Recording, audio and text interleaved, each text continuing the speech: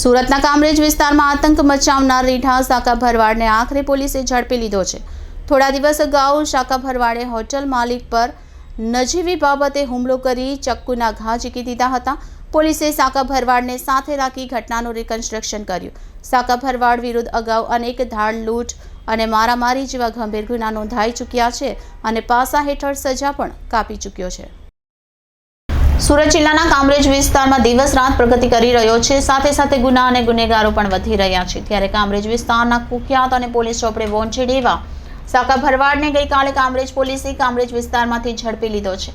આમ તો સાકા ભરવાડ વિરુદ્ધ અનેક ધાડ લૂંટ તેમજ મારામારીના અનેક ગુના નોંધાઈ ચૂક્યા છે અને સાકો ભરવાડ અગાઉ પાસાની સજા પણ કાપી ચૂક્યો છે। ગત 15 તારીખના રોજ સાકા ભરવાડે કામરેજ 4 રસ્તા નજીક આતંક મચાવ્યો હતો। કામરેજ 4 રસ્તાથી કામરેજ ગામ તરફ જતા માર્ગ પર આવેલા એક હોટલ માલિક સાથે સામાન્ય બબાલ થતા સાકા ભરવાડે હોટલ માલિકને ચપ્પુના ઘા ઝીકી દીધા હતા અને ફરાર થઈ ગયો હતો। સદનસીબે હોટલ માલિકનો જીવ બચી ગયો હતો, પરંતુ ઘટનાને લઈ ભારે અફરાતફરી સર્જાઈ હતી।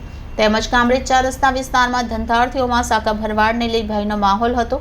જો કે પોલીસે ગઈકાલે સાકા ભરવાડની ધરપકડ બાદ આજ રોજ સાકા ભરવાડને સાથે રાખી હોટલ પર ઘટનાનું રિકન્સ્ટ્રક્શન કર્યું હતું, જેથી કરીને લોકોમાંથી ભયનો માહોલ દૂર કરી શકાય। હાલ પોલીસે કોર્ટમાંથી રિમાન્ડ લઈ સાકા ભરવાડ દ્વારા અન્ય લોકો પર પોતાનો રોપ જમાવી લોકોને ભોગ બનાવ્યા છે કે કેમ, તેમજ અન્ય કયા કયા ગુનાઓને અંજામ આપ્યો છે તે અંગે પોલીસે વધુ તપાસ હાથ ધરી છે।